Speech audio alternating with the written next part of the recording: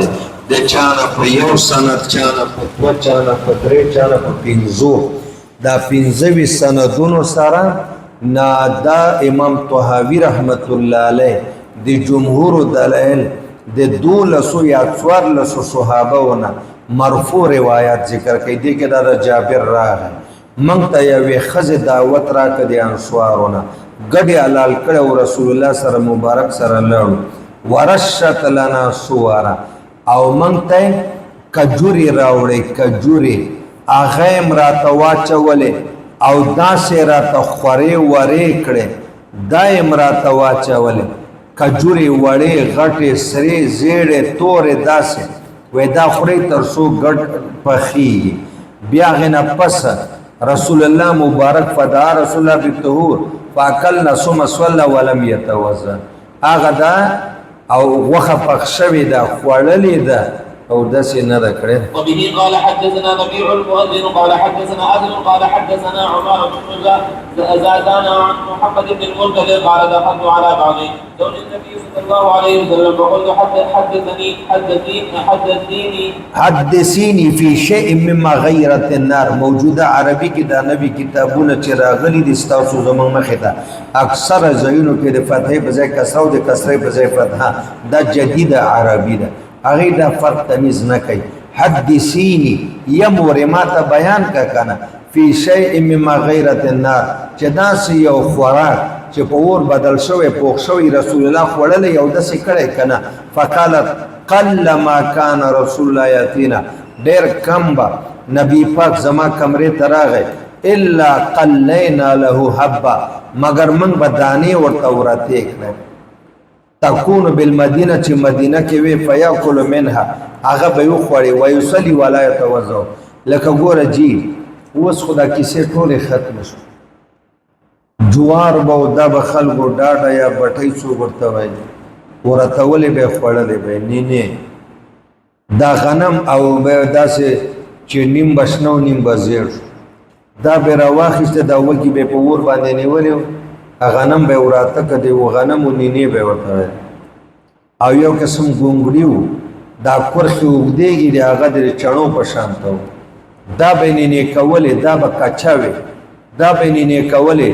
دلته د حبې نه غنم او ګونګړي مراد وي دا به موږ ورته نینې کړه په اور باندې هغه به یې وخوړی ولا یتوضا هغه د بمامست نارې خوړلې دي او داسې نه ده کړی او دا ام سلمه چې د رسول الله بیبي ده او د غلام ته وایي چې بچی زما ما په کمره کې ما ورته نینې جوړې کړې خوړلې دي بیا یې وبه قال حدثنا ابن خزيمة قال حدثنا حجاج قال حدثنا عمارة بن زادان عن محمد بن المنكدر قال دخلت على فلانة بعض ازواج النبي صلى الله عليه وسلم قد سماها همدغه ام سلمه ده وایي ما ته استاد نامه ذکر کړی خو ما نه یې په دا نینو حوالې سره یو خبره درته کوم که د غنمو نینې وي که د جوارو نینې وي دا دوه نینې چې یو خوا خوټایي جوار که نه هغه نه د کم مسلمان نارینه زنانه چې دائما د سینې بیماری وي ټوخی بلغم رشه په سینه باندې پراته وي او ډېر داروګانې کړی نښه کوي هغه د دا نینې ډېرې خوري دا د نینو وخت که د جوارو وي که د غنمو وي غنم د ورتایي په اور باندې هغه د خوري او جوارو نینې دا وږي چې بټۍ کې اور باندې سکروټو باندې پاخه کړي یا هغه خلک شګو کې چې هغه په نینې جوړوي دغه د مسلسل خوري او چې هغه موسم ختم شي بیا هغه تورې چڼې چې کومې دي تورې چڼې چې هغه پوستکي ورسره دغه د خوري دائمی بیماری د سینې الله دې سره ختموي قال دخل علي رسول الله صلى الله عليه وسلم وعندي بطن معلق الګ اوس د بیا نه پرېږدم کنه یار وای زما په کمره کې بطن معلق او بطن معلق څه ته وایي بطن معلق واوره دا موږ تاسو سروي لړکو غوا میخه ګډ ډیزر څه څوک ورته لړمون وایي نه پوهېږم چې تاسو ورته څه وایي لړمون یینا او توری او زړه دا څلور څیزونه لړمون یینا توری زړه دا څلور سیزونه په یو ځای انختی دا د پندوکي وګورئ دا خو بیا قصابان جدا کی کړه اینا بیل خرڅي زړه بیل یا دیني سره خرڅي تورې بیل خرڅي لړمون بیل خرڅي دا زر پخی زما په کمره کې دا زوړندو تورې او اینا و زړه او د کرنګ بل لړمون فقال لو طبخت لنا من هذا البطن یا بیبي دغه بطن چې زوړنده دا اینا جګر دا تیرا کټ قدامات په خکا قضا و قضا اینا او زړه قالت فسنعنا ما ورته اینا او زړه پوخت فاکل ولم يتوزا وده کته کنا اکل د بمامه ست النار راغه او د سن رکړل وبه قال حدثنا ابن حذيفه قال حدثنا حجاج قال حدثنا حماد عن عمارة بن ابي عمار عن ام حكيم رضي الله عنها قالت دخل علي رسول الله صلى الله عليه وسلم فاكل كتفا فآذنه بلال بن کاتفن دی وګه د لاس وخه ای اوګه بازو لیچا پختای په څاروي کې دغه اعضاء وخه دی اکاف وخه مازه اوګه کوم ځای ته بازو کوم ځای ته وګه نه لګراخ کته شډارې کوم ساعد اولې چ کوم ځای ته لګرا شخه ډارې کوم سایش پختای کوم ځای ته دا تشی دی بچکا دا خو ګردی دی تشی دا دو طرفه د څاروي د پختای تاسو کله د حکیم خان یا مدینه وټل خوراک کوي کنه نو کسی خان خوري پختای پسی خانو پدې نه ته خوري چې دا رسول الله تخوخه او چې په ور به ورته کړي کنه سی خان او د لاس وخه ساعد بازو عزد کتف لکه دا یو لاس دا بد رسول الله خو او د پختای وخه دلته دغه د لاس وخه وخوړه بلال اذان وک فصلى ولم يتوضا اورې کنه یو ځل د مدرسې استادان لیونیان شوی پروس کالی وی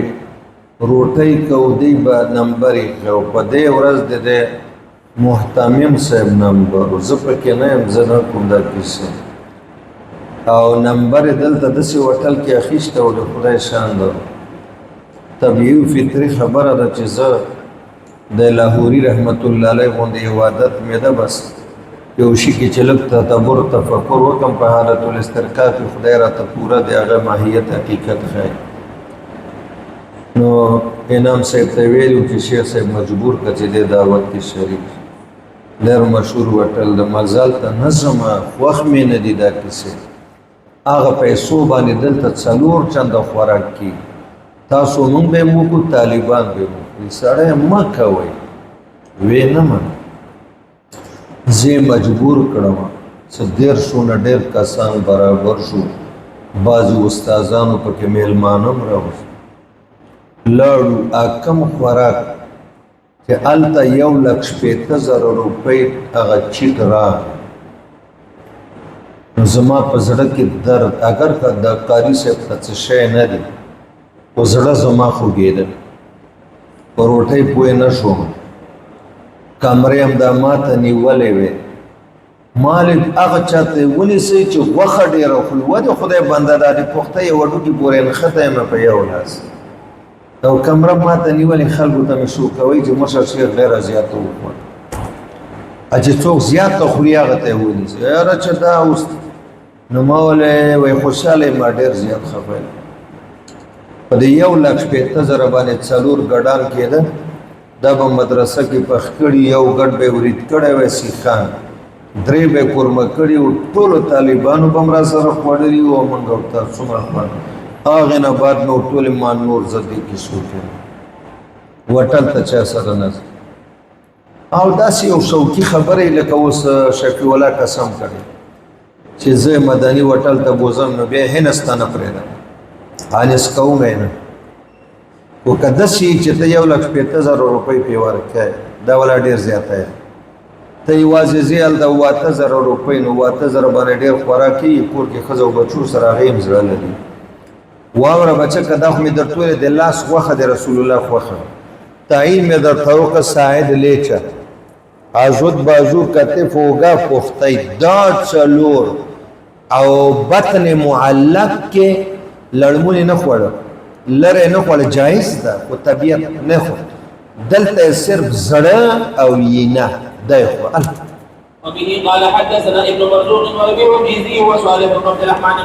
قالوا حدثنا القعنبي قال حدثنا خالد مولى عبيد الله بن علي عن عبيد الله عن جده رضي الله عنه قال طبخت لرسول الله صلى الله عليه وسلم بطن شهر فاكل منها ثم صلى العشاء. بطن الشهر چې راځي اوس خو شوي کنه. وبه قال حدثنا محمد بن خزيمة قال حدثنا القعنبي قال حدثنا عبد العزيز عن عمرو بن ابي عمرو عن المغيرة بن ابي رافع عن ابي رافع رضي الله عنه عن رسول الله صلى الله عليه وسلم نحوه ولم يذكر هغه کې تذکرہ د عشاء نشته خو د دعوت او د خوراک تذکرہ ده. وبه قال حدثنا محمد بن الحجاج قال حدثنا أزهر قال حدثنا سعيد بن سالم عن محمد بن ابي حميد قال حدثني هند بنت سعيد بن ابي سعيد الخدري عن عمتها رضي الله عنها د خپل ترور نه روایت کې ابو سعید چې رسول الله مبارک زمون ملاقات تراغه د معمر بوډۍ خزه ورشتہ دار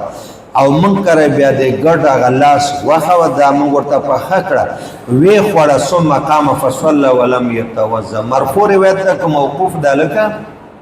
مرفوع ده کنه وبچک مرفوع ابو سعید صحابی ده د ترور نه روایت کوي من کرے حضور خو مرفوع شو کنه. وبه قال حدثنا ربيع الجيزي قال حدثنا نصر بن عبد الجبار قال حدثنا ابن لهيعة عن سليمان بن زياد عن عبد الله بن حارث الزبيدي رضي الله عنه قال اكلنا مع رسول الله صلى الله عليه وسلم طعاما في البدر قد شويت ثم اقيمت الصلاه. او من ور سره په جمعات کې روټي او خړه قد شویت چې هغه ورته واخو او ورته سیخانو کې پخ کړي بیا اقامت ویل شو. من لاسونه د جمعات په شګو باندې مګل غوړو نم او داس لغوي کړه دا او نم او داس شرعي بیا پاتې د منظم وکا او لاسونه په شګو باندې اشاره دې ته وشو چې په وخت ضرورت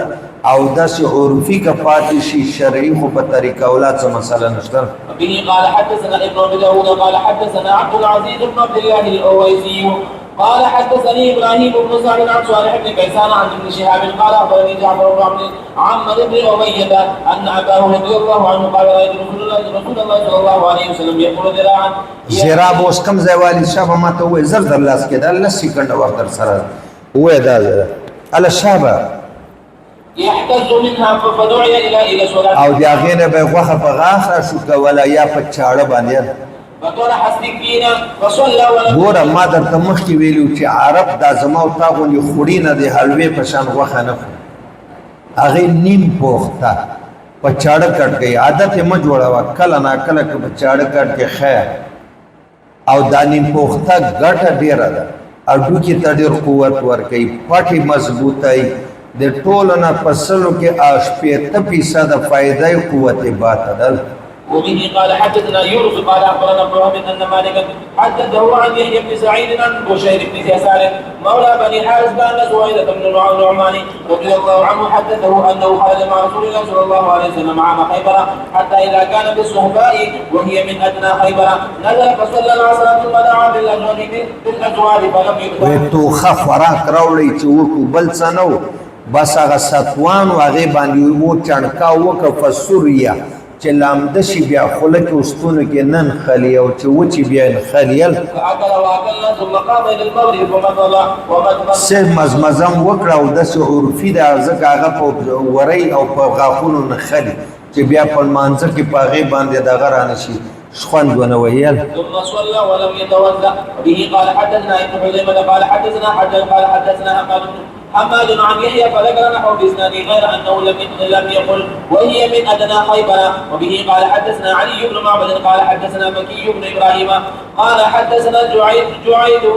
بن عبد الرحمن عن الحسن بن عبد الله بن عبيد الله ان عمرو بن عبيد الله رضي الله عنه حدثه قال رايت رسول الله صلى الله عليه وسلم اكل كتفا ثم قام فصلى ولم يتوضا. وبه قال حدثنا ابن مرزوق قال حدثنا بشر بن عمر قال حدثني ابراهيم بن اسماعيل عن عبد الرحمن بن ثابت الوعيري من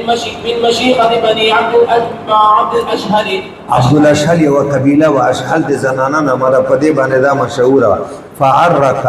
عرق وردل کېږي غټ اډوکه د غوښې نه ډک عرق راوړو د غوښې نه ډک اډوکه او جمعات بنو الاشهل ته من په دې کې ناشتو فعرق اقام مدني پاغه چوکونه ولګول غوښه به چې په خله باندې خوړنو خوند ورکو دام سنت دي بیا پاتې د فصل ولم يتوزع ففي هذا الاثار دا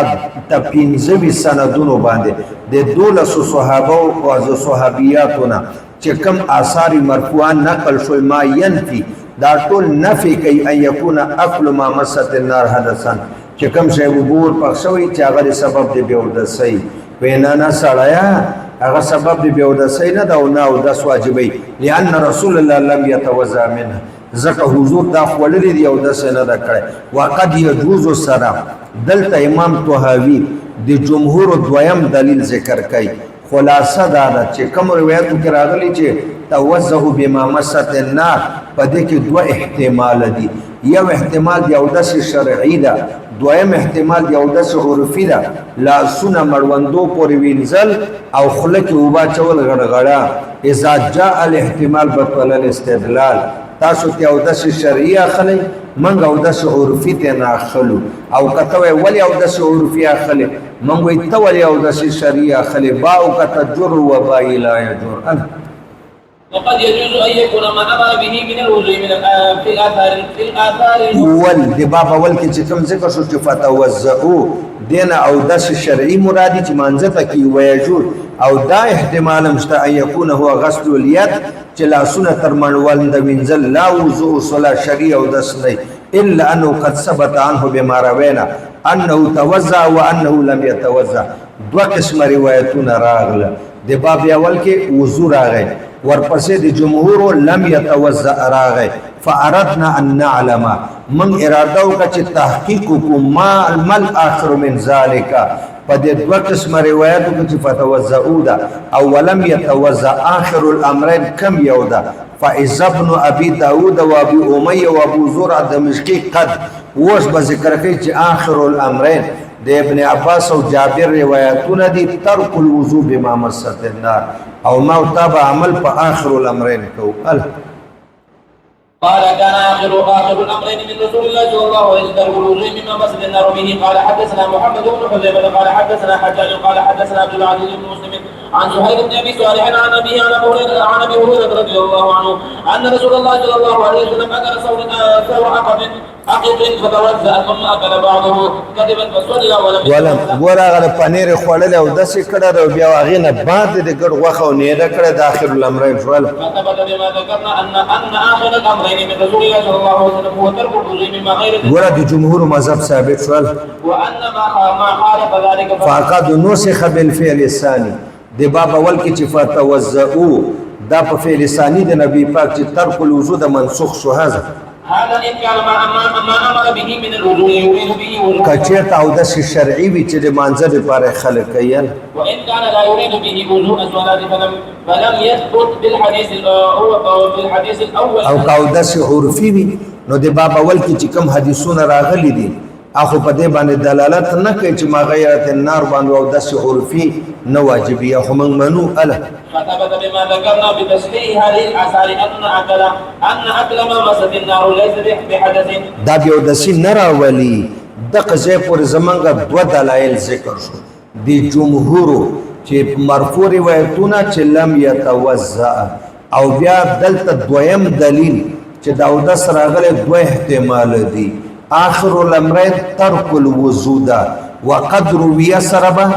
د درهم دلیل د جمهور ذکر کوي او د اتو صحابه نه با پشپارو سندونو باندې د اتو صحابه فتوی او عمل ذکر کوي بس اللهم صل علی محمد وعلى یو کاری سے بودا من